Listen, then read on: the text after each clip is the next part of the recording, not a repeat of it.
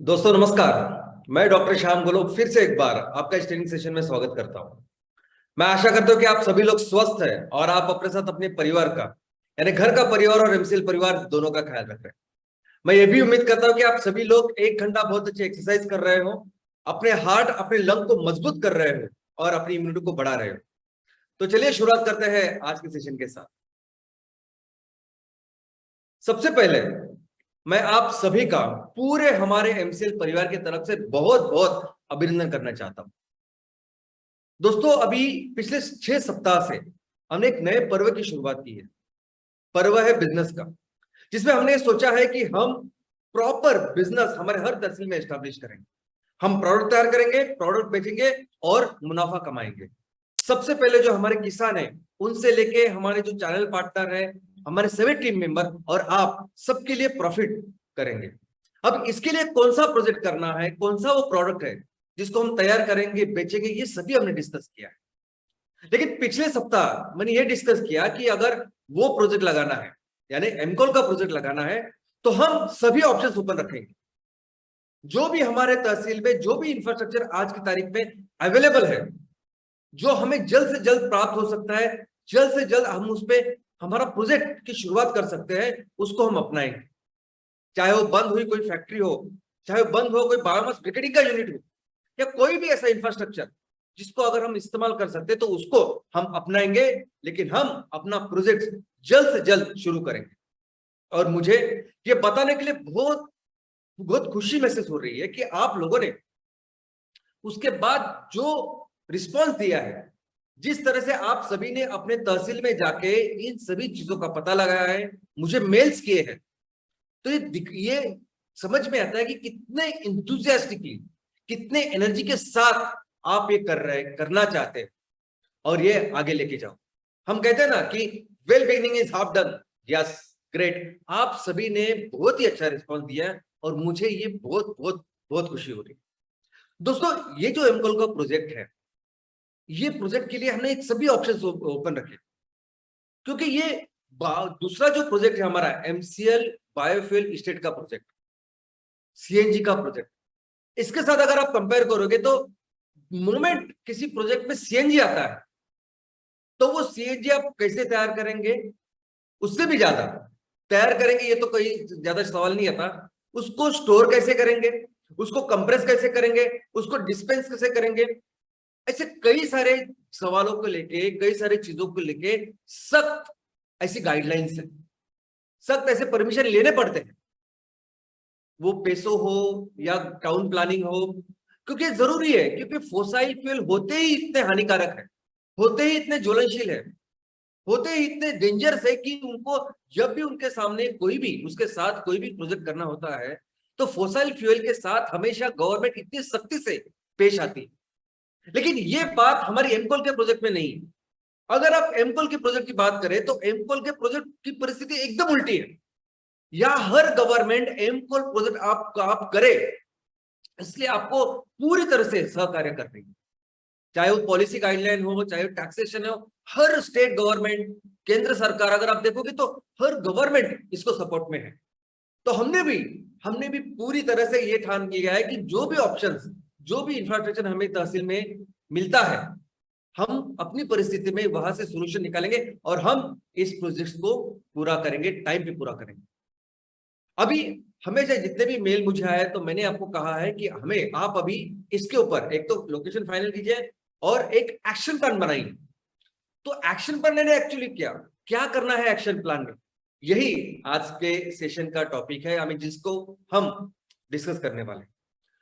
दोस्तों लेकिन उसके साथ मैं आपको पहले बताना चाहूंगा कि जिस एनर्जी के साथ, जिस इंथुजियाज्म के साथ आपने शुरुआत की है, बिल्कुल उस एनर्जी को, इंथुजियाज्म को कम नहीं करना है। जब तक हम अपने फैक्ट्री को पूरी तरह से तैयार करके, जब हमारा माल तैयार हो रहा है, हम माल बेच रहे हैं और प्रॉफिट आपके अकाउंट में, आपकी कंपनी के अकाउंट में आ रहा है, ये साइकिल तक आपको बिल्कुल अपनी एनर्जी कम नहीं करनी।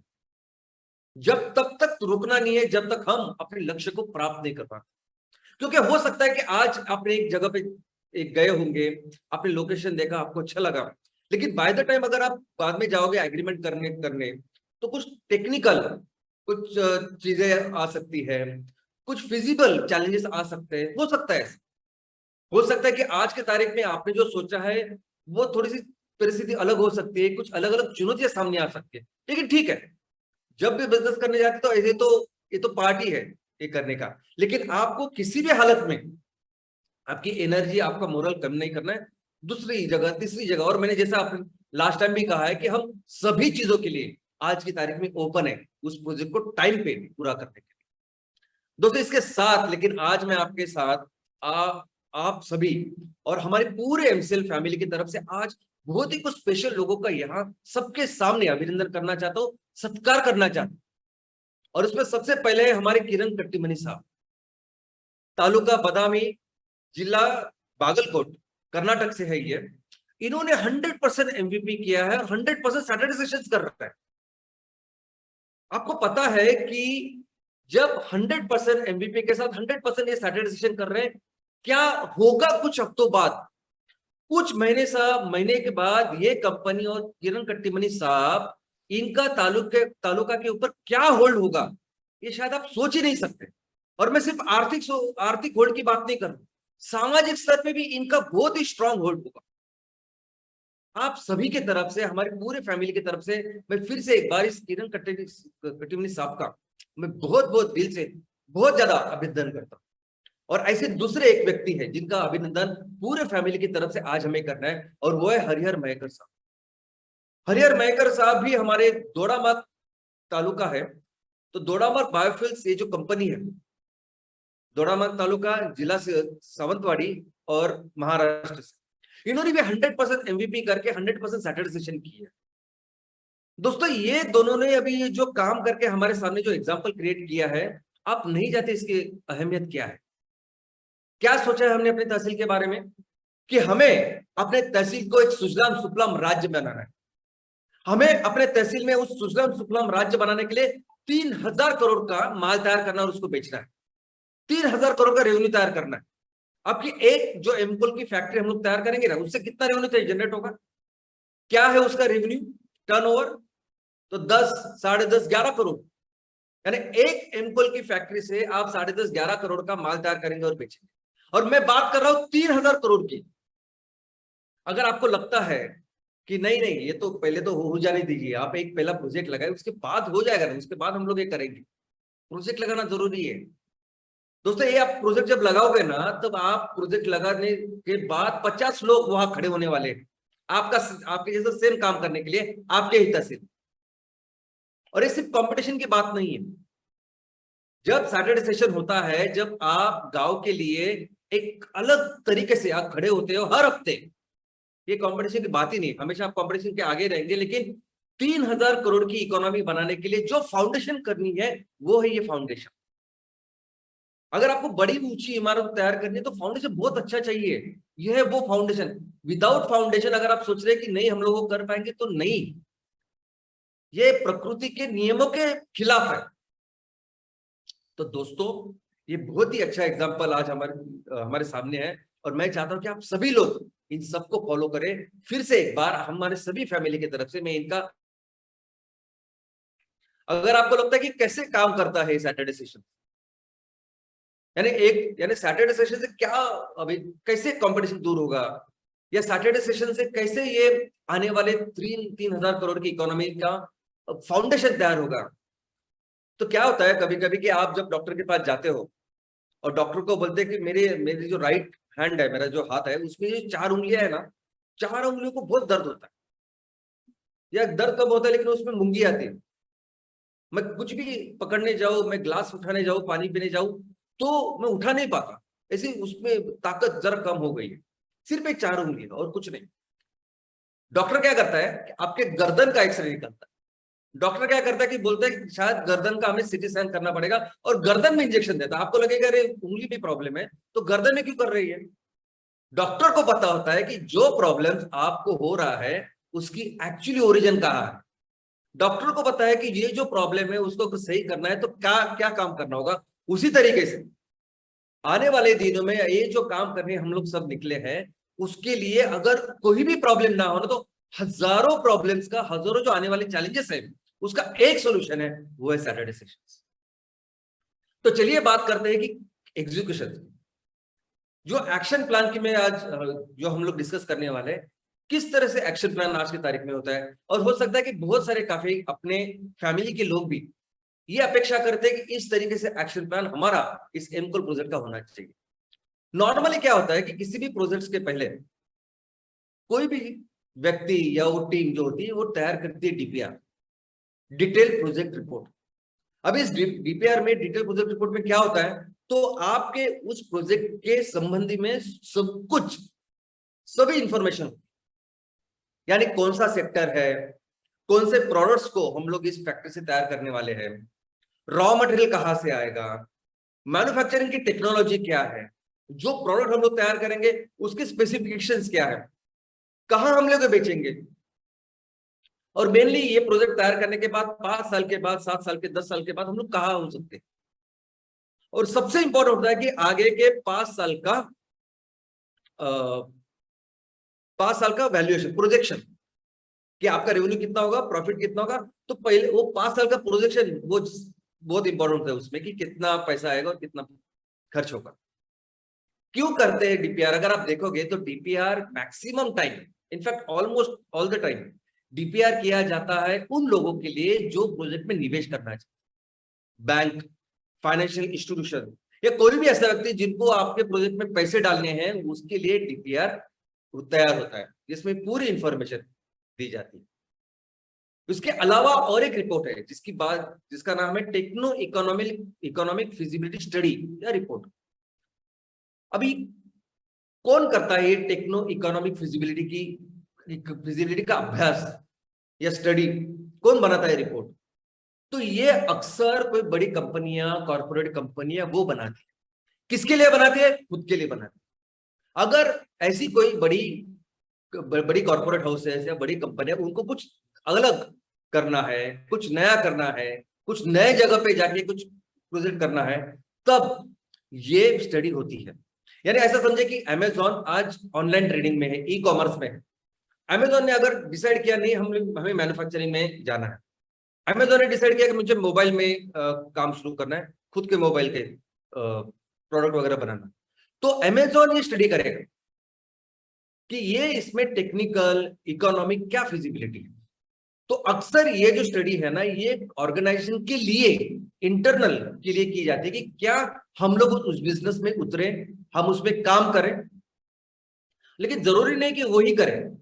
एक्चुअली कोई भी एक सादा आदमी भी उसको दुकान खोलने, तो वो कर सकता है ऐसी स्टडी कि मुझे करना चाहिए कि नहीं। पहले डीपीआर में क्या होता है कि वो पहले 5 साल का आगे का जो प्रोग्रेस है उसकी तरफ ज्यादा ध्यान दिया जाता है। यहाँ फिजिबिलिटी क्या है कि अगर हमें करना चाहिए कि नहीं, टेक्निकली, इकोनॉमिकली, खुद के लिए ये होता है। लेकिन दोस्तों इन दोनों चीजों में सबसे इंपॉर्टेंट होता है इकोनॉमिक्स। इकोनॉमिक्स प्रोजेक्ट्स का हृदय है। अगर हृदय अच्छा है तो बिजनेस चलेगा। यानी at the end of the day अगर मैं इसमें पैसा डालूं तो मुझे पैसा मिलेगा, ये सबसे इंपॉर्टेंट चीज है जो इसमें होती है। तो एक बार इकोनॉमिक्स फाइनल हुए, एक बार ये पता चला कि नहीं, इससे हम लोग अगर जाएंगे तो इससे अच्छा हमें मुनाफा मिल सकता है, अच्छा हम लोग काम कर सकते हैं, फिर होती है प्लानिंग कि इस प्रोजेक्ट को फिर प्लान कैसे करें, इस बिजनेस को कैसे प्लान करें, कैसे इसको एक्चुअली एग्जीक्यूट करें, इसको कैसे रियलिटी बनाएं। तो ग्राउंड में फिर किस तरह से जाएंगे, कहा लैंड, सब सब सब पूरी पूरी पूरी चीजें, कैसे उसको प्रोजेक्ट को खड़ा करेंगे, ये सब चीजें इसमें होती है। और उसमें स्पेशलिस्ट लोग काम करते हैं, आते हैं और एक टाइम बाउंड एक एक्शन प्लान बनाते हैं। अलग अलग टीम, अलग अलग एक्सपर्टीज होती है और वो हर हफ्ते इसका रिव्यू लेते हैं। इनफैक्ट हर चीज के लिए उनके पास एक डैशबोर्ड होता है। डैशबोर्ड समझते हैं आप? जो हम लोग गाड़ी चलाते हैं तो सामने जो होता है वो डैशबोर्ड होता है, जिसमें हमें पता चलता है कि हमें हमारी स्पीड कितनी है, कितना फ्यूल बचा है, ये सब कुछ, कितना डिस्टेंस हम आए और कितना डिस्टेंस आगे जाना है। तो उसी की तरह से कोई भी प्रोजेक्ट का हर चीज का डैशबोर्ड होता है। तो उस तरह से इस डैशबोर्ड के साथ फिर वो अपने काम को अंजाम देते हैं, पूरा करते हैं। तो ये तो हुआ नॉर्मल किसी भी प्रोजेक्ट का एक्शन प्लान इस तरह से करते हैं। लेकिन जब एमकोल की बात है, एमसीएल में हम लोग ये जो प्रोजेक्ट करना चाहते हैं, तो आपको कुछ बहुत ही बेसिक प्रिंसिपल्स है, पहले वो समझने पड़ेंगे। तो लोग समझते हैं। सबसे पहले मैं आपको बता दूं कि जो भी बिजनेसेस हम लोग कर रहे हैं एमसीएल परिवार में, एमसीएल फैमिली में, ये सभी जो बिजनेस है, ऐसा समझे कि पहली बार हम कर रहे हैं, एक नया सेक्टर हम लोग डेवलप कर रहे हैं। यानी ऐसी बात नहीं है कि किसी ने बायोफ्यूल का नाम नहीं सुना है, किसी ने ऑर्गेनिक फार्मिंग लोग नहीं जानते, लोगों को ये भी पता नहीं कि इको फ्रेंडली प्रोडक्ट्स क्या होता है। लोग सभी जानते हैं, पूरी दुनिया जानती है हर चीज के बारे में। लेकिन इस चीज को इतने बड़े स्केल पे करना, इस तरीके से करना, ये अभी तक किसी ने किया नहीं। एक सिंपल, ये मैं नेपियर घास की भी जो बात कर रहा हूँ, नेपियर घास भी कभी किसी ने इतने बड़े क्षेत्र में उगाया नहीं होगा जो आप करने वाले। किसी ने ऐसे काटा नहीं होगा जैसे आप काटने वाले हो, और कल उससे वो एमकोल से लेके एमसीएनजी तैयार करने वाले हो। दोस्तों, हर चीज जो आप अभी इस सेक्टर में करोगे, ना उसके लिए कोई आपको गाइडलाइन मिलेगी मार्केट से, ना कोई वहां एक्सपर्ट बैठा होगा कि वो बोलेगा नहीं मैंने किया है, चलो मैं आपको बताता हूं कैसे करना है। कोई डिटेल जानकारी वगैरह आपको नहीं मिली, हमें तैयार करना है वो हर चीज। यानी मैं अभी आपको बताऊंगा कि हर चीज नेपियर ग्रास को काटने से लेके कैसे वो एमकोल उसको हम लोग बेचेंगे, इस हर चीज के ऊपर पहली बार हम लोग काम करने वाले हैं। और सिर्फ एमकोल की बात नहीं है, हर चीज के ऊपर आने वाले दिनों में एमसीएल और हम सभी लोग मिलकर जो काम करने वाले हैं, ये दुनिया में पहली बार इस स्किल में ऐसे होगा। ऑर्गेनिक फार्मिंग इतने बड़े लेवल पे नहीं होते, आपको सबको पता है, उसके प्रॉब्लम्स का आपको पता है। इको फ्रेंडली लेवल लोग जानते हैं कि थोड़ा थोड़ा होता है, लेकिन पूरी इतनी बड़ी लेवल पे इको फ्रेंडली प्रोडक्ट्स तैयार करना और पूरी ये पेट्रोकेमिकल इंडस्ट्री को रिप्लेस करना, ये कोई सोचता ही नहीं है। लोग जानते हैं कि गोबर से पेंट तैयार होता है, लेकिन बड़े स्केल में पेंट तैयार करके उसको बेचना मार्केट में, ये काम एमसीएल कर रहे हैं। तो हर चीज के ऊपर आपको, आप पहली बार कर रहे हैं। और दूसरी बात, हर तहसील, हर चीज नहीं है, आपका एक यूनिक एग्जांपल है, आपकी खुद की एक डिफरेंट, यूनिक, अलग, सबसे अलग ऐसी कहानी है। आप इस पूरे बिजनेसेस में कभी भी किसी तहसील के साथ कंपैरिजन नहीं कर सकते। मैं हमेशा बोलता हूं ना कि कार फैक्ट्री मोबाइल की फैक्ट्री नहीं है कि कहीं भी आप लगाओ वैसे ही रहेगा, ऐसा नहीं है। यहाँ मेरे गांव में जो चावल होगा, गेहूं होगा, दाल होगी, वो आपके यहाँ अलग होगी। वैसे ही इस सेक्टर में हम लोग जब अभी काम करने निकले हैं, तो आपके तहसील में कुछ बहुत स्ट्रेंथ हो सकती है, ताकत हो सकती है, और कुछ वीकनेसेस हो सकती है। कुछ चीजें आपके यहाँ करने में चुनौतियां हो सकती है और किसी दूसरी तहसील में करने में बहुत आसान से हो सकता है। तो हमेशा ऐसा समझिए कि आपका तालुका, आप जिस तरह से बिजनेस करने वाले हो आने वाले दिनों में, आपकी एक अलग कहानी होने वाली है, आपका अलग एक्सपीरियंस होने वाला है। और आपकी इसी यूनिक की वजह से आपका जो एग्जीक्यूशन भी है वो भी यूनिक होने वाला है। क्योंकि हर तालुका में एमआईडीसी है, वहां इंडस्ट्रियल सेंटर है, ऐसा तो बिल्कुल नहीं है। अभी देखा ना हमने, जब हम लोग ये शुरुआत करते हैं तो मेरे तहसील में क्या क्या इंफ्रास्ट्रक्चर है, ये भी देखोगे आप, तो कोई तहसील ऐसे होगी कि उनके पास कितना सारा इंफ्रास्ट्रक्चर है, और कुछ तहसील तो ऐसे कि जिनके पास कुछ भी नहीं है। तो इस तरीके से हर तहसील में अभी हमने जो इस एमकोल प्रोजेक्ट के एग्जीक्यूशन का काम करना, वो भी एक अलग तरीके से और यूनिक तरीके से हम लोग करने होते हैं। तो ये बिजनेस साइकिल जो है, अभी हमारा क्या फोकस है कि हमें प्रोडक्ट तैयार करना है, उसको बेचना है और प्रॉफिट कमाना है। अभी ये जो हमारा आज का फोकस है ना, अभी इस फोकस में भी हमें कुछ बहुत इंपॉर्टेंट चीजें वो पहले समझनी होगी इसके आगे बिजनेस करने के लिए। सबसे पहले ये समझना होगा कि अभी हम जो प्रोडक्ट बना रहे हैं आज के तारीख में और आने वाले दिनों में भी, ये प्रोडक्ट ऐसे प्रोडक्ट है जिस प्रोडक्ट की ऊपर के जिस कॉस्ट पे हम लोग उसको बेचे, उस पे उसके ऊपर मर्यादा है। ये बहुत फास्ट मूविंग कंज्यूमर प्रोडक्ट है, ये दूध की तरह है, हर दिन लगने वाला है दूध। ये पेट्रोल, डीजल, कोयला, ये ऐसी चीज है कि बार बार बार बार लोगों को लगेगी, और उसकी ऊपर की जो जो मार्केट प्राइस है उसके ऊपर ही हमको बेचना पड़ेगा। हमने कितना भी बेहतर, कितना भी अच्छा दुनिया को बचाने वाला भी कोयला बनाया, तो इसका मतलब हम लोग ये जो नॉर्मल कोयला उसे 2 गुना 3 गुना नहीं बेच सकते। फॉरगेट 2 गुना 3 गुना, लेकिन नॉर्मल कोयले से 1-2 रुपया भी हमने ज्यादा किया तो हम उसको नहीं बेच सकते। यानी कहीं पेट्रोल डीजल अगर 1 रुपया भी सस्ता है तो आप वहां जाते हैं 2-3 किलोमीटर उसको भरवाने डलवाने। ये एग्जाम्पल आपके सामने है। रिलायंस ने भारत में 17,000 पेट्रोल पंप शुरू किए थे 17,000, लेकिन वहां ये पेट्रोल डीजल के जो दर थे, वो दाम थे, वो 3-4 रुपए से अधिक थे। लोग नहीं गए। अगर 3-4 रुपए अधिक थे, अगर पेट्रोल डीजल वहां, तब उन्होंने मार्केटिंग भी की थी कि हमारा पेट्रोल सबसे अच्छा है, हमारा डीजल सबसे अच्छा है, लेकिन फिर भी लोग नहीं जाएंगे। अगर आपके पास मर्सिडीज है फिर भी आप नहीं जाएंगे वहां डलवाने के लिए। ये उस प्रोडक्ट में काम कर रहे हैं हम, मोबाइल में नहीं है। यानी 5,000 का भी मोबाइल है, 1.5 लाख का भी मोबाइल है, आप अपने तरीके से वो मोबाइल लीजिए। हमारा वो सेक्टर है कि जहां ऊपर जो जिस रेट पे हम लोग माल बेचे उसमें मर्यादा है। तो हमें किस तरह के काम करना पड़ेगा? तो हमें इस डी मार्ट जैसे काम करना पड़ेगा। डी मार्ट जब आए तो बिग बाजार was big brand. Reliance mart उस बाद में शुरू हुई, सबसे अच्छा, सबसे, अब अगर आपको याद होगा, सबसे अच्छा, सबसे सस्ता, या सबसे सबसे सस्ता मंगलवार, सबसे सस्ता बुधवार, ऐसे बहुत सारे ऐड बिग बाजार करती थी और इतना सब कुछ उन्होंने किया और पूरा नाम था बिग बाजार। डी मार्ट जब आई, डी मार्ट ने देखा कि किस तरह, देखो बेचना वही गेहूं, वही दाल है, और उसको सबसे सस्ते में कौन दे सकता है वो देखना है। तो डी मार्ट ने देखा कि किस तरह मैं अपना बिजनेस करूं कि मैं ज्यादा से ज्यादा कम दाम में कस्टमर को वही चीज दूं, वही दाल, वही चावल, वही गेहूं, लेकिन कैसे मैं सस्ते में दूं। तो डी मार्ट क्या करती है, डी मार्ट कभी भी जब उनका दुकान होता है या स्टोर होता है, डीमार्ट कभी भी ऐसे जगह पे करती ही नहीं चालू जहां वहां के जमीन के दाम बहुत महंगे हैं। अगर रेंट भी करना है तो रेंट जहां ज्यादा हो, डीमार्ट वहां नहीं जाती। डीमार्ट वहां फालतू पैसे पे नहीं, बिल्कुल पैसे बचाती है। डीमार्ट का अगर आप स्ट्रक्चर भी देखोगे तो डीमार्ट का स्ट्रक्चर आपको ऐसा नजर आएगा। बिग बाजार में कैसा था, कांच की सब बिल्डिंग, कांच का वो पूरा मॉल जैसे, कभी ग्राउंड प्लस 2, ग्राउंड प्लस 1 ऐसे था वो। डीमार्ट तो एक सिंगल होता है, सिंपल, कंस्ट्रक्शन का कॉस्ट भी कम। डीमार्ट शहर के एकदम बीचों बीच नहीं, थोड़ा सा आजू बाजू होता है जहां बाकी रेंट कम हो। डीमार्ट में कभी भी बहुत ज्यादा ऐसी फ्लैशी लाइट आपको नहीं दिखेगी, साइनेज लगाया है ऐसा कुछ किया, ऐसा बिल्कुल नहीं।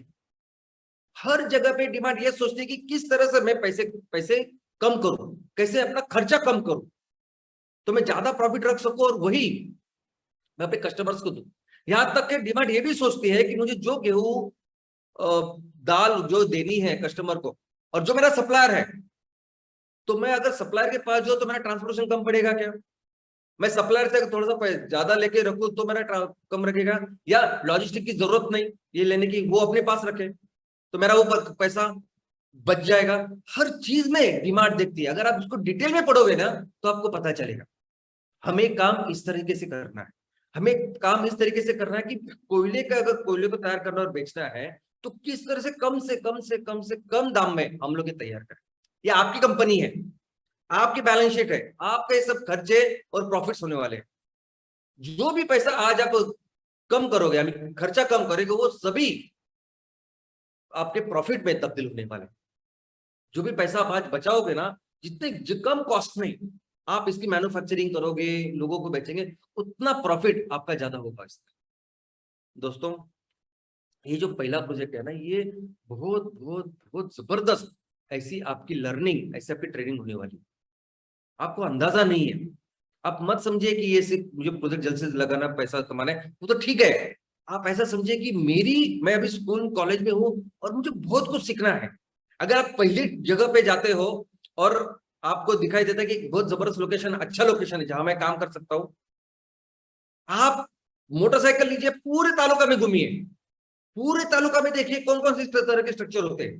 पूरे तालुका में देखिए कि लोग जो ओनर है उनसे बात कीजिए कि मैं अगर ये आगे जाके मुझे प्रोजेक्ट्स लगाने हैं तो किस तरह से लोग बात करते हैं, क्या उनकी अपेक्षा होती है, किस तरह से एग्रीमेंट किए जा सकते हैं। एक ही जगह पर मिलकर रुकिए मत, जाइए अपनी गाड़ी निकालिए और घूमिए उस चीज को। जितना ज्यादा आप घूमोगे, जितना ज्यादा समझोगे, उतने एक्सपर्ट हो जाओगे बिजनेस हर चीज में। आज लोकेशन की बात कर रहा हूं मैं, लेकिन बहुत सारी चीजें आने वाली है। दोस्तों, ये दुनिया का सबसे बड़ा बिजनेस स्कूल है। आप दुनिया में कहीं भी जाओ, आप यहाँ भारत के जो IIM है, इंडियन इंस्टीट्यूट ऑफ मैनेजमेंट, वहां से लेके अमेरिका में बहुत हाई फाई नंबर 1 ऐसे इंस्टीट्यूट है। ये कुछ भी नहीं इनके सामने। ये जो ट्रेनिंग अजय अभी आपकी होगी ना, वो कुछ भी नहीं है। ऐसी जबरदस्त ट्रेनिंग आपकी हो सकती है। ये दोनों नाम जो मैं हमेशा आपको बोलता हूं, ये धीरू भाई अंबानी साहब और दमानी साहब, आपको सुन के आश्चर्य होगा, इन लोगों ने कमाने के लिए उन्होंने पढ़ाई अपनी पूरी नहीं की थी। अब पढ़िए ना, आपको पता चले। ये डिमांड का मैं एग्जाम्पल देता हूँ, पढ़िए उन्होंने कब पढ़ाई छोड़ी और गए, और क्यों गए। क्यों धीरू भाई अंबानी साहब ने बहुत जल्दी जाके वहां नौकरी की, क्योंकि पैसे कमाने के लिए उन्होंने किया। लेकिन ये बाद में जो बिजनेस में वो लोग गए, जिस तरीके से दिल लगाकर उन्होंने काम किया, वैसे काम, वो कोई इंस्टीट्यूट आपको नहीं सिखाएगा। और एक बार वो करने के बाद फिर आप उस लेवल पे जाओगे ना कि आप बहुत बेहतर बिजनेस करोगे लोगों से। और दूसरा एक बात है कि पहला प्रोजेक्ट जो है ना, वो पहला प्रोजेक्ट, उसको हर तरीका समझना बहुत जरूरी है। अभी हमने देखा कि दमानी साहब 8,000 करोड़ रुपए उनके जेब में थे, फिर भी जाके वो उन्होंने 1.5 साल मैनेजर की तरह काम किया। फुल शटर खोलने से बंद करने तक उन्होंने काम किया, दिन भर 1.5 साल, तब उनको पता चला ना सब बातें। और मैं हमेशा बोलता हूँ कि मैकडोनाल्ड की 38,000 दुकानें, 38,000 स्टोर है मैकडोनाल्ड्स। 100 में से ज्यादा देशों में उनका बिजनेस है। लेकिन पहले जो पहला उनका स्टोर था ना, उस पर पूरा काम किया उन लोगों ने। फिर से एक बार मैं कहूंगा कि आप जाओ और वो मूवी देखो, फाउंडर, द फाउंडर करके एक मूवी है, जिसमें बताया कि कैसे पहले प्रोजेक्ट पे वो काम करते, तब जाके बनती है 38,000 स्टोर्स। तो अभी हमारा जो एमकोल का एक्शन प्लान है, वो कैसे है, तो समझिए। सबसे पहले ये लोकेशन फाइनल करना है, लोकेशन की गाइडलाइंस। अभी जिन्होंने मुझे हमको पूछा है, जिन्होंने मेल किया, उन सबको अभी ये गाइडलाइंस हमने दी है कि इतनी जगह चाहिए, इतना शेड चाहिए, ये सब कुछ। लेकिन अगर आप कर रहे हैं, तो आप, और आपको चाहिए हो गाइडलाइंस, तो आप सीनियर बीडीए से उनको पूछिए, एमसीएल ऑफिस से पूछिए। अगर आपको नहीं मिलता उसमें, तो फॉलोअप कीजिए खुद से, आदत डालिए फॉलोअप की। अगर कोई आपको टाइम पे कुछ नहीं देता है, तो खुद से फोन कीजिए और खुद से उनके पीछे लग के और लीजिए। आदत डालिए इसकी। भारत में ऐसे वेंडर्स है, यानी आने वाले दिनों को में क्या होगा मैं आपको बताता हूँ कि आने वाले दिनों में हो सकता है कि एक वेंडर है, और जिसको आपने प्रॉपर वर्क ऑर्डर दी है, पूरे पैसे दिए हैं, जो कुछ है वो, और वो कहता है मैं 15 दिन में आपका एक काम करवा के दूंगा, या 15 दिन में वो डिलीवरी दूंगा। अगर आप उसको फोन नहीं करेंगे ना, तो 1 महीना, 1.5 महीना, 2 महीना भी लगा सकता। बहुत कम ऐसे लोग होंगे जो 15 दिन में आपको डिलीवर करेंगे। लेकिन भारत में जैसी परिस्थिति है, वो आपको करना पड़ेगा। आपको हर 2-3 दिन के बाद उसको उसको रिमाइंड करना पड़ेगा कि बाबा हुआ कि नहीं, कब हुआ, कैसे, क्या। उसको समझाना पड़ेगा कि तुझे आना है 15 दिन के बाद। लेकिन हो सकता है कि वो 15 दिन का काम कैसे 10 दिन में, 12 दिन में करूं, ये ट्रेनिंग है। लोकेशन में शेड कितना चाहिए, इलेक्ट्रिसिटी, वाटर, अभी तो जो दिया है उस तरीके से आप ढूंढो। लेकिन करने के बाद आपको पता चलेगा कि मैं इलेक्ट्रिसिटी क्यों ज्यादा बोल रहा हूं, क्या होता है टोरिफिकेशन, जिसकी वजह से हमें वो वर्ल्ड क्लास कोयला तैयार करना है। और इंपॉर्टेंट नेपियर घास की फार्मिंग, अभी सबसे इंपॉर्टेंट पॉइंट है। क्यों शुरुआत की हमने इस एमकोल की, जो बहुत जल्दी, बहुत फास्ट कर सकते हैं, सिर्फ और सिर्फ किसानों के लिए। सिर्फ और सिर्फ इसके लिए कि जो हमने उनको प्रोमिस किए वो हम लोग रखें, जल्द से जल्द वो नेपियर घास तैयार करें और हम उनका माल लें, ताकि अच्छे इनकम में हमको दे पाए। तो इसका क्या रूल है, क्योंकि एक बार उन्होंने लगाया घास, ये नेपियर घास, तो हम 3 महीने बाद वो फसल तैयार होने वाली है पहली।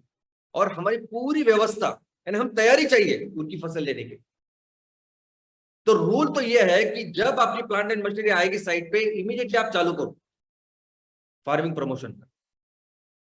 ये लोकेशन होने के बाद जब प्लांट एंड मशीन आएंगे, आप चालू करो, ताकि जब तक उनकी पहली फसल आएगी, हम पूरी तरह से तैयार रहेंगे उनका माल लेने के लिए। और कितना रॉ मटेरियल चाहिए, तो रॉ मटेरियल आपको ये भी समझना पड़ेगा कि 100 हेक्टेयर हर दिन का माल हमें चाहिए, तो कितनी जमीन लगेगी, वो भी हमको देखना पड़ेगा। हमको ये भी देखना पड़ेगा कि कितने दूर से वो माल आएगा। अगर मैं फैक्ट्री यहां लगा रहा हूं, फाइनल कर रहा हूं, तो कितनी दूर से माल आएगा। क्योंकि बहुत दूर से अगर आए और बहुत ज्यादा खर्चा अगर उसके ट्रांसपोर्टेशन में ही हो गए, तो किस तरह से हम लोग फिर पैसा कमाएंगे उसमें।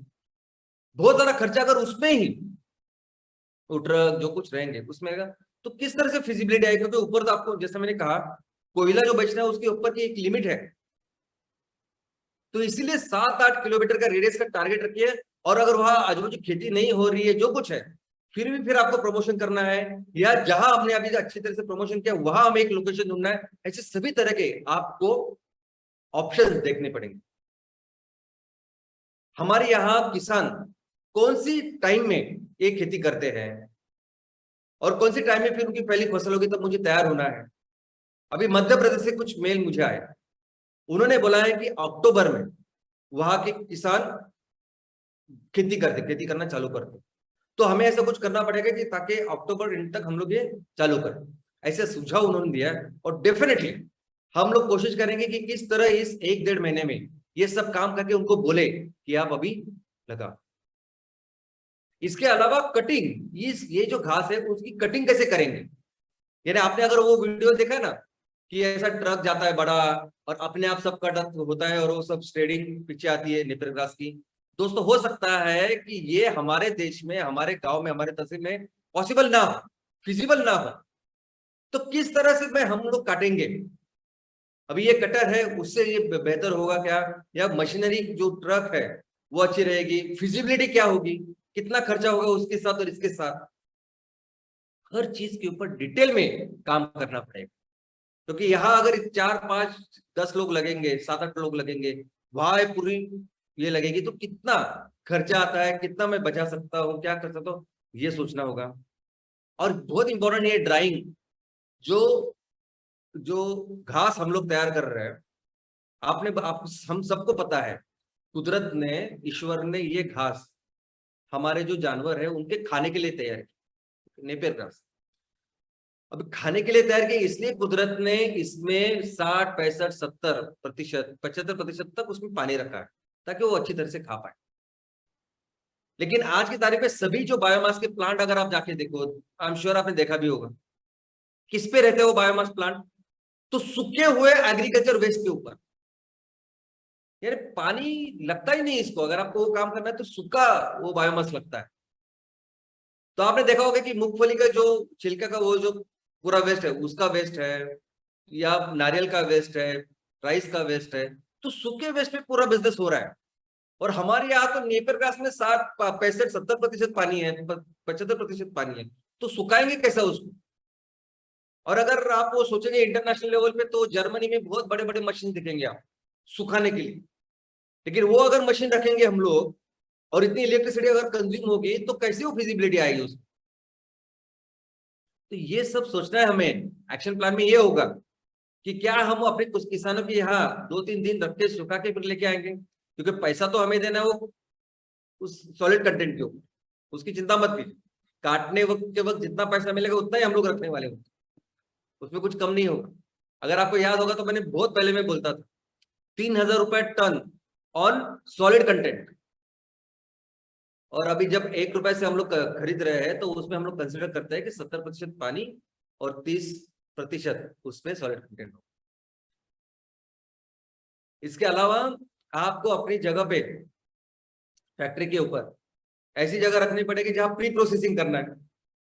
ये प्री प्रोसेसिंग किसी एमवीपी के लोकेशन पर नहीं होगा, तो हमारे फैक्ट्री में होगा। तो वो भी कैसे होगा वो भी आपको देखना है, उसकी अरेंजमेंट वो देखनी है। और आपको ये समझना है कि हम आपके फैक्ट्री में 100 टन हर दिन रॉ मटेरियल आने वाला है। 100 टन ये पूरा घास, ये नेपियर घास एक जगह पे आने वाला है, तो उसको कैसे हैंडल करेंगे अपने, कैसे वो सब रखेंगे, ये सब हमें देखना होगा। इसके अलावा जो फिनिश प्रोडक्ट भी है, हर दिन 30 टन कोयला तैयार करेंगे। और जरूरी नहीं कि हर दिन कोयला यानी आप ऐसे तैयार करो ऐसे निकल जाए, हो सकता है कि 2-3-4-5 दिन एक जगह पे रखना पड़ेगा वो, तब जाके एक ही इसमें वो चला जाएगा, ऐसा भी हो सकता है, कोई भी परिस्थिति हो सकती है। तो फिर ऐसा होने के बाद अगर 2 दिन 3 दिन अगर कोई कोयला हमें रखना है, तो किस तरह से उसकी अरेंजमेंट करें, ये भी जरूरी है। दोस्तों ये भी समझना है कि इस कोयले को क्या हम लोग पैकेजिंग कर सकते हैं क्या। अभी तक जो भी कोयला आपने देखा होगा, हमने जो देखा है ट्रांसपोर्टेशन का माध्यम, कोयला इतनी बड़ी लेवल में पूरी दुनिया में लगता है, पैकेजिंग वगैरह उसमें ज्यादा कोई जाता नहीं। लोग तो पूरे बड़े बड़े जहाज भर के कोयला देते हैं। आप रेलवे गाड़ी देखो तो रेलवे के पूरे कोच भर के वो सब कोयला रहता है। और उस तरह से उसका ट्रांसपोर्टेशन होता है। लेकिन हमारा जब कोयला जा रहा है वो स्पेशल कोयला है, आपको पता है, दुनिया बचाने वाला कोयला है, तो क्या उसकी पैकेजिंग कर सकते हैं, लेकिन उसकी कॉस्ट हमें देखनी पड़ेगी कि अगर उसकी कॉस्ट ही ज्यादा हो रही है तो हम लोग ये नहीं कर सकते, फिजिबल ही नहीं होगा। लेकिन कौन सा ऐसा सिंपल फिजिबल कॉस्ट हो सकती है कि जिससे हमारी ब्रांडिंग अलग हो और पूरी दुनिया में एक बड़ी कंपनी करके हम लोग सामने आ सकते हैं। इसके अलावा आपके हर तहसील में आपकी कंपनी का नाम है, आपने कंपनी के लिए इतनी मेहनत की है, लोग जानते हैं, लोग राह देख रहे हैं कि अभी आप क्या करेंगे। तो हो सकता है कि ऐसी कुछ पैकेजिंग की व्यवस्था करें, कुछ बड़े बड़े से गोन गोन हो सकती है, या आपके दिमाग से कुछ सोल्यूशन अच्छे निकल सकते हैं कि जहां एक जगह पे आपके कंपनी का लोगो, एक जगह पे एमसीएल एमसीएल होना चाहिए, क्योंकि दुनिया को पता चलना चाहिए कि ये सब एक फैमिली से तैयार हो रहा है, एक परिवार इसको बना रहा है, फिर कोई आपको सामने कुछ कंपटीशन का वगैरह नाटक नहीं करेगा। तो लेकिन इस पैकेजिंग और ये ब्रांडिंग का जो काम है, इस पे क्या बेहतर कर सकते हैं, ऐसा भी हम सोचते हैं, और ये भी प्लान है, एक्शन प्लान का। इसके अलावा दोस्तों, ये फैक्ट्री का जो लुक है ना, उसके ऊपर भी काम करना पड़ेगा। आज की तारीख में बायोमास की ब्रिकेट की फैक्ट्री कैसी होती है, उनको कुछ पता नहीं कैसी दिखती है फैक्ट्री। ये सभी फैक्ट्री यानी कचरे का मैनेजमेंट की फैक्ट्री है ना, वैसी ही होती है। और एक्चुअली वो कचरे को ही मैनेज कर रही है ना। क्या रॉ मटेरियल आता है वो वहां, अगर पूछोगे आप तो बोलेंगे एग्रीकल्चर वेस्ट, सिंपल। तो जैसे कोई भी वेस्ट मैनेजमेंट कंपनी होती है ना, सेम तरह की फैक्ट्री आज की तारीख में आपको दिखाई देगी। लेकिन वैसा हमें नहीं करना है, आपको एक प्रॉपरली जबरदस्त अच्छी दिखने वाली फैक्ट्री उसको तैयार करना है। तो आपको देखना पड़ेगा कि मैंने ये लोकेशन जो फाइनल किया है, तो कैसे ज्यादा से ज्यादा मैं वहां पौधे लगाऊं, कैसे खूबसूरत दिखने के लिए कौन सी बेल वगैरह होती है, या पेड़ हो सकते हैं, या अच्छा जिससे देख सकता है, टॉयलेट्स कैसे मैं साफ रखूं। ये सिंपल सिंपल चीजें हैं। मेरा घर, मेरा ये मंदिर है, जो एमकोल की फैक्ट्री ने हमारे मंदिर है सब, तो कैसे मैं उसको स्वच्छ रखूं, अच्छा रखूं, कैसे बेहतर दिखेगा। और जितने ज्यादा, आप सबको पता है कि जितने ज्यादा पेड़, जितनी ज्यादा ग्रीनरी हो, उतना वो अच्छा दिखता है प्लांट। तो उस पर आपको काम करना होगा, उसको आपको काम करना होगा इसके ऊपर कि 100 टन माल जब लेके आएगी तो कौन सा ट्रक आएगा, ट्रैक्टर आएगा, बैलगाड़ी आएगी, कितनी आएगी, कहाँ से आएगी, और फिर जब आएगी तो कैसे घूमेगी, कैसे मैं उतारूंगा, इस सब चीजों का भी प्लान करना पड़ेगा। वे ब्रिज, सबको मैंने कहा कि एक वे ब्रिज हमको कंपलसरी है, वजन काटा होना चाहिए वहां, क्योंकि जब वो माल आएगा तो वहां एक रिसिप्ट बनेगी। वहां जो सिक्योरिटी केबिन होती है, वो सिक्योरिटी केबिन इसी के लिए है, ना सिर्फ सिक्योरिटी के लिए, लेकिन रिसिप्ट तैयार करने के लिए कि आज इतना माल इस गांव से इसका आया, इतना टन है, और ये उनकी रिसिप्ट है। इसके अलावा जब माल जाएगा तभी ये रिसिप्ट बनेगी। तो जब अब आपने काटा वहां फार्म में, खेतों में, वो एक बात है, और जब वो माल आया, ये दोनों रिसिप्ट हम लोग मैच करेंगे, और ये रिकॉर्ड कीपिंग के लिए बहुत जरूरी है, कंपलसरी है। और जब ये प्लांट चालू होगा तब आप हर एक चीज को समझेंगे, क्योंकि खुद हाथों से करोगे तो समझोगे। आपके होने के बाद, घास आने के बाद क्या होता है, पहली स्टेप, दूसरी स्टेप और तीसरी स्टेप, तो शुरू होने के बाद की बात है। लेकिन एक बहुत जरूरी बात है कि आपको अपने प्रोडक्ट के बारे में आपको नॉलेज रखना पड़ेगा। बैकग्राउंड की जरूरत नहीं, आप इंजीनियर होने चाहिए, टेक्निकल बैकग्राउंड होने चाहिए, ऐसा कुछ जरूरत नहीं आपको। आप बिल्कुल पढ़े लिखे नहीं है तो भी चलेगा। आपको इतना तो समझना है कि नहीं कि मेरे खेतों में जो चावल आता है वो बासमती आता है, या इंद्रायणी आता है, या और कुछ आता है। वैसे ही मेरा जो कोयला है, मेरा कोयला ये जलने के बाद आपको इतनी ऊर्जा देगा, यानी कैलोरीफिक वैल्यू कितनी, वो तो समझ, वो तो आपको याद रखना पड़ेगा, वो तो समझना पड़ेगा। दूसरा, मेरा ये कोयला जलाने के बाद इतनी राख ऐश तैयार होती है, वो तो समझना पड़ेगा, उसमें कुछ बड़ी बात नहीं है। और तीसरा, उसमें मॉइस्चर कितना है, मॉइस्चर और सल्फर, ये आई मीन ये दो चार चीजें ऐसी है ना कि जो कंपलसरी आपको समझेगी भी, मैं भी आपको सिखाऊंगा, बताऊंगा। प्रोडक्ट के स्पेसिफिकेशन हम लोग बनाएंगे तो मैं आपके साथ शेयर करूंगा, प्रोडक्ट के ब्रोशर शेयर करूंगा। लेकिन ये जानकारी होनी जरूरी है। आप ऐसा मत सोचिए, आप एकदम तीसरी चौथी पास भी है, कुछ स्कूल पढ़े भी नहीं है कभी आप जिंदगी में, तो भी चलेगा। लेकिन मैं अपने फैक्ट्री में क्या बनाता हूँ, ये रखना बहुत जरूरी है। और एक बहुत इंपॉर्टेंट चीज है, जब भी कोई प्रोडक्ट आप तैयार करोगे ना, तो उसको सेल करने की, बेचने की कोशिश करो। आपको लगेगा कि एम को तो इतने बड़े स्केल में हमें तैयार करो, इतने बड़े स्केल में हमें बेचना है। हाँ बराबर है, आपकी मेरी हम सबकी जिम्मेदारी, हम मिलके उसको करेंगे। लेकिन करिए, ये बिजनेसमैन बनने का सबसे सबसे सबसे इंपॉर्टेंट चीज है ये।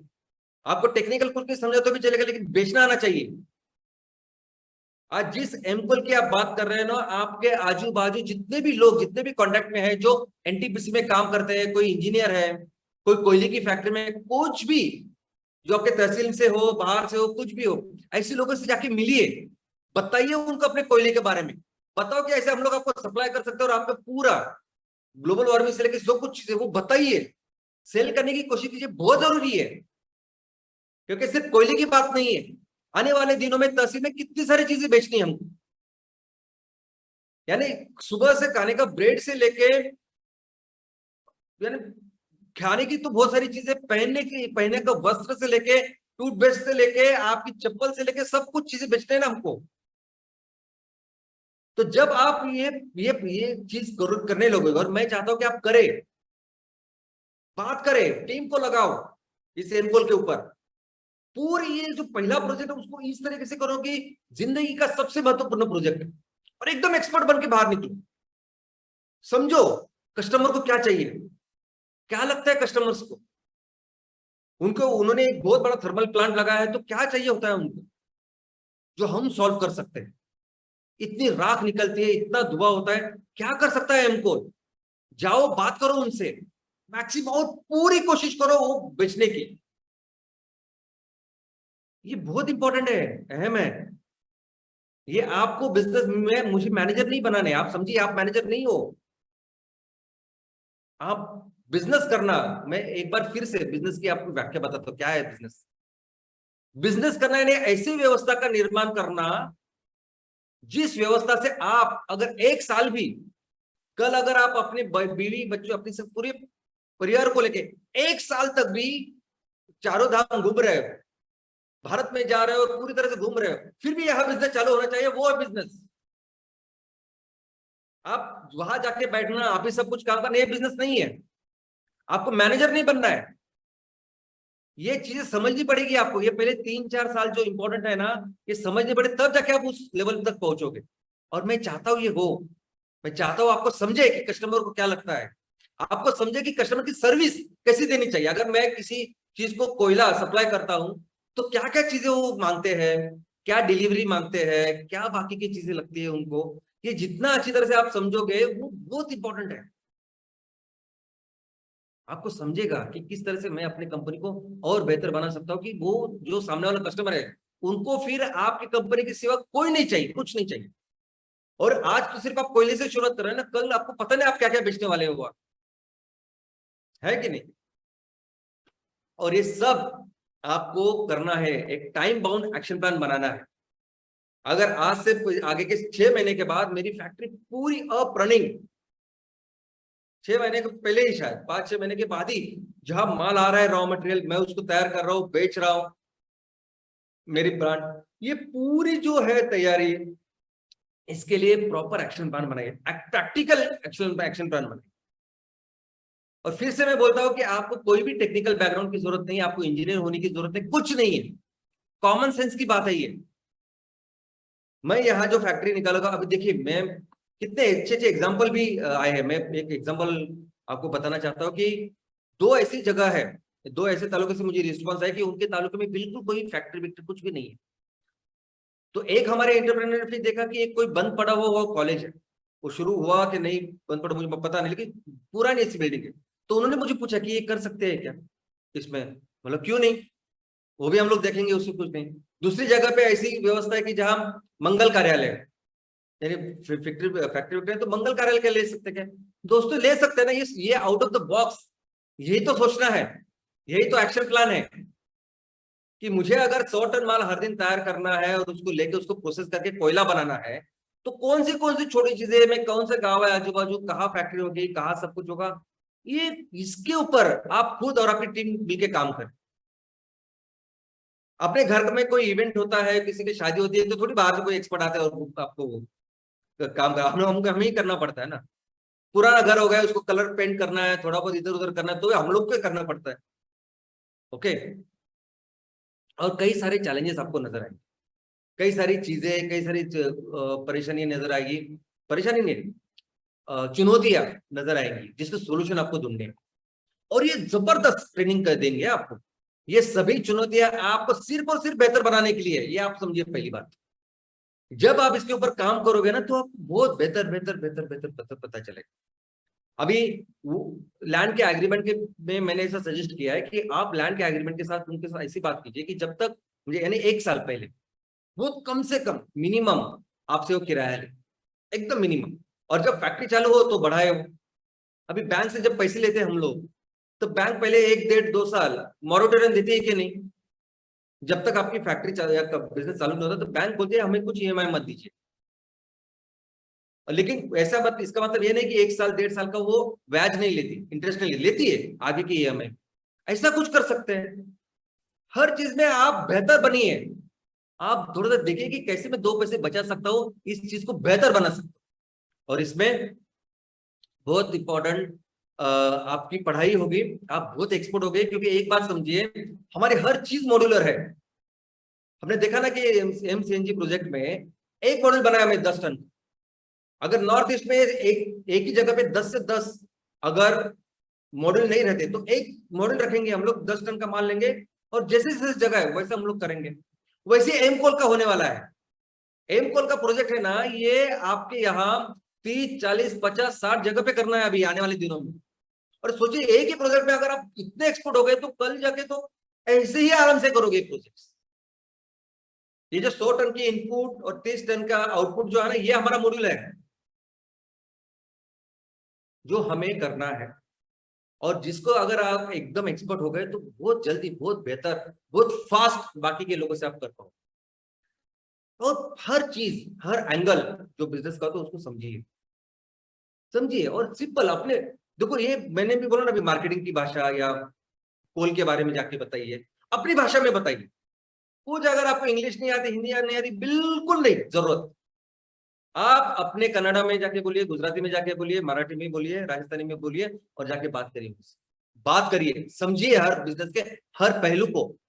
कोयला इतनी बड़े लेवल पे तैयार करना और उसको बेचना एक बहुत बड़ा बिजनेस है। 3,000 करोड़ का माल तैयार करना, उसको बेचना बहुत बड़ा बिजनेस है। हर चीज को समझिए आप, तब जाके अपने पोटेंशियल, अपना तहसील का जो पोटेंशियल, वहां हम लोग रीच कर पाएंगे। तब जाके आप अपने तहसील में जितनी पॉसिबिलिटी है बिजनेस की, वो कर पाओगे।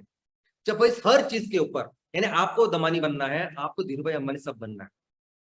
ये हर चीज करके, ये दोनों ने बिल्कुल कोई बैकग्राउंड नहीं उनका पढ़ाई का, फिर से मैं आपको रिपीट करते, करके करके वो इतने एक्सपर्ट, इतने महान बने। तो वैसे ही आप करिए, ऐसे एक्शन प्लान बनाइए। और सबसे इंपॉर्टेंट चीज मैं आज यहाँ अनाउंस करना चाहता हूँ।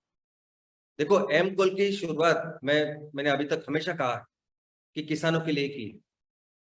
और आज हमारे पहले फेज में हम लोग कितने प्रोजेक्ट करेंगे? तो हम पहले फेज में 250 प्रोजेक्ट करने वाले हैं एमकोल के। नंबर 1। नंबर 2, कौन से प्रोजेक्ट करेंगे? तो सबसे इंपॉर्टेंट प्राथमिकता उन लोगों की है जिन्होंने ऑलरेडी वो 10,000 15,000 मेंबर की है। आज दोस्तों, आप लोग जो है, जिन्होंने एमसीएल की तरफ से लोगों को कहा है, वादा किया है कि हम लोग आपका माल लेंगे, आप नेपरगास करो, इन सब जो किसानों को आपने जो कहा है, आपके यहाँ बहुत इंपॉर्टेंट हमारी प्राथमिकता, मेरी पर्सनल प्राथमिकता, मेरी आप सबसे विनती है कि इमीडिएटली ये सैटरडे सेशन चालू करिए। आप इमीडिएटली करिए। हम लोग यहाँ बिल्कुल कुछ, आई मीन, ना डिले करने के लिए बैठे हैं, ना कुछ भी अलग मत सोचिए आप।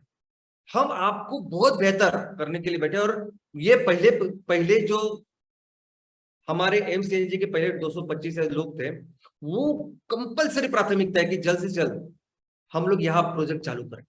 तो इसके ऊपर आप काम चालू करिए। उसके ऊपर सैटरडे सेशन की बात कीजिए, जितने भी लोग आपके एमबीपी बात कीजिए, फिर मैं, और धीरे धीरे फिर ये सब कुछ होगा जैसे करना है। और मिलके हम अपने राज्य में उस इकोनॉमी को निर्माण करते हैं। और इसका बहुत इंपॉर्टेंट फाउंडेशन है ये पहला प्रोजेक्ट। तो चलिए, और एक बहुत जबरदस्त ऐसा वर्केबल एक्शन प्लान बनाइए। All the very best. Thank you.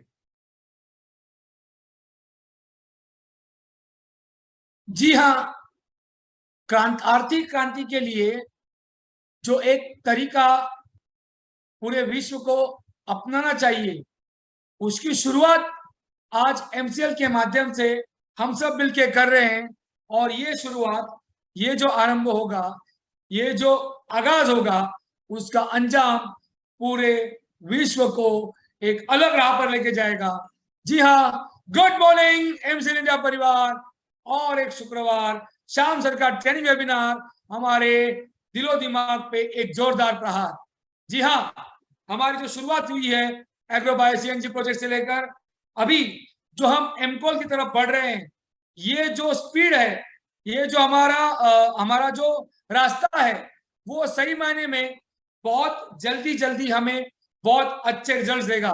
पर इसके लिए तो श्याम सर ने बताया है, वो रास्ते पे हमको चलना पड़ेगा। हमें उस तालुके की रिस्पॉन्सिबिलिटी, वहां पे हमारा वजूद खड़ा करना पड़ेगा। और उसके लिए रास्ता है 100 फेडरेशन और 100% एमवीपी। जी हाँ श्याम सर, आपने जो कहा हम इसको फॉलो करेंगे और हमारे सारे गांव में, हमारे पूरे देश में हम एक अलग राह पर निकल पड़ेंगे। Thank you very much all our stakeholders, our channel partners, MVP, MBS, MPOs, BDS, senior BDS and prime BDS। ये आज और एक बार हम कसम खाते हैं और अपने आप को दिमाग में कहीं दोहराते हैं कि हम सबको जी हाँ, हम सबको इस देश की मिट्टी का वास्ता है और एमसीएल ही सुजलाम सुफलाम भारत का रास्ता है। जय हिंद, जय एमसीएल।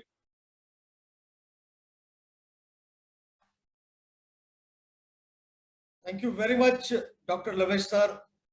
दोस्तों, मैं आपको याद दिलाना चाहता हूं कि चैट बॉक्स में जो लिंक आपको शेयर की गई है, कृपया उस लिंक पे ऊपर जाकर आपका फीडबैक हमारे साथ शेयर कीजिए। दोस्तों, मैं आप सभी का धन्यवाद अदा करता हूं और मैं शुक्रिया अदा करना चाहता हूं उस इंसान का जिन्होंने इस बात को अंडरलाइन किया है कि दुनिया आपके उदाहरण से बदलेगी, आपके राय से नहीं।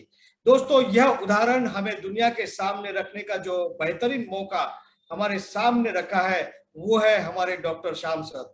श्याम सर, सारे एमसीएल परिवार की ओर से मैं आपका शुक्रिया अदा करता हूं, क्योंकि जो अपॉर्चुनिटी आपने दी है, जिस अपॉर्चुनिटी को हम आगे लेकर जाके हमारे